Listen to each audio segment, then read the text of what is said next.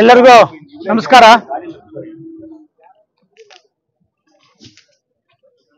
ಈ ದಿನ ಕೇಂದ್ರ ಸರ್ಕಾರದ ಬೆಲೆ ಏರಿಕೆಗಳ ವಿರುದ್ಧ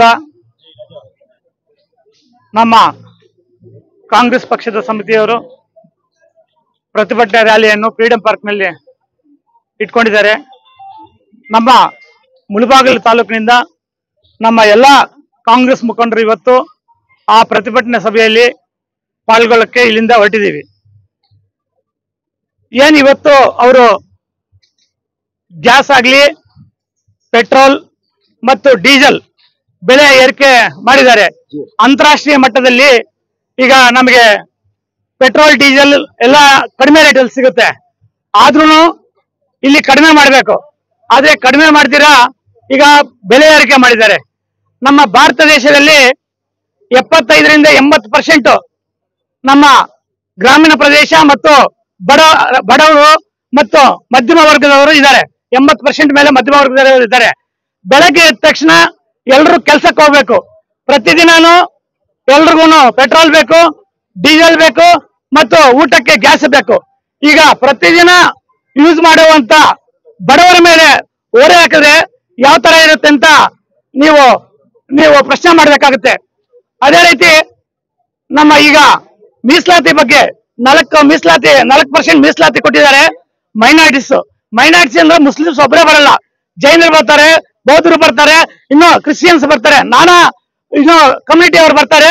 ಅವ್ರಿಗೆಲ್ಲ ಸೇರ್ಕೊಂಡು 4% ಮಾಡಿದ್ದಾರೆ.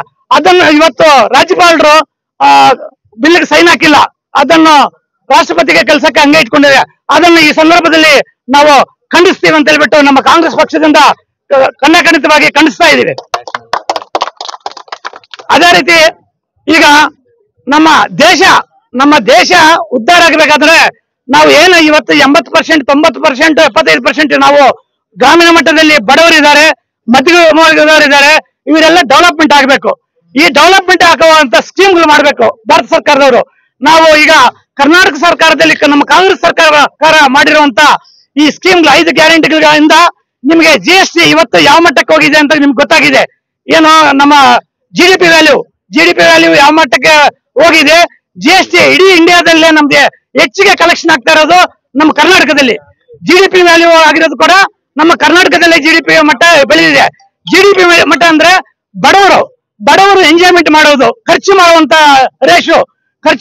ರೇಷು ಡೆವಲಪ್ಮೆಂಟ್ ಆದ್ರೆ ದೇಶ ಕೂಡ ಡೆವಲಪ್ಮೆಂಟ್ ಆಗುತ್ತೆ. ದೇಶ ಡೆವಲಪ್ಮೆಂಟ್ ಆಗಿರುವಂತ ಸ್ಕೀಮ್ ಮಾಡ್ತಾ ಇರೋದು ನಮ್ಮ ಕಾಂಗ್ರೆಸ್ ಪಕ್ಷ. ನೀವು ಮಾಡ್ತಾ ಇರುವಂತ ಸ್ಕೀಮ್ಗಳನ್ನು ಬಡವರ ಮೇಲೆ ಹೊರೆ ಮಾಡುವಂತ ಸ್ಕೀಮ್ಗಳು ಮಾಡ್ತಾ ಇದ್ರಿ. ನಾವು ಬೆಲೆ ಏರಿಕೆ ಮಾಡ್ತಾ ಇದ್ರಿ. ಇವತ್ತು ನೀವು ಕೇಂದ್ರ ಸರ್ಕಾರದ ಬಿಜೆಪಿ ಸರ್ಕಾರದ ವಿರುದ್ಧ, ಮೋದಿ ವಿರುದ್ಧ ನಾವು ಖಂಡಿಸ್ತೀವಿ ಅಂತ ಹೇಳ್ಬಿಟ್ಟು ಈ ಸಮಯದಲ್ಲಿ ಎಲ್ಲರ ಪರವಾಗಿ ಅವ್ರಿಗೆ ಧಿಕ್ಕಾರವನ್ನು ಕೂಗ್ತಾ ಈ ಮಾತುಗಳನ್ನು ಮುಗಿಸ್ತಾ ಇದ್ದೀನಿ. ಜೈ ಹಿಂದ್, ಜೈ ಕರ್ನಾಟಕ. ಬಿಜೆಪಿಗೆ ಧಿಕ್ಕಾರ, ಬಿಜೆಪಿಗೆ ಧಿಕ್ಕಾರ.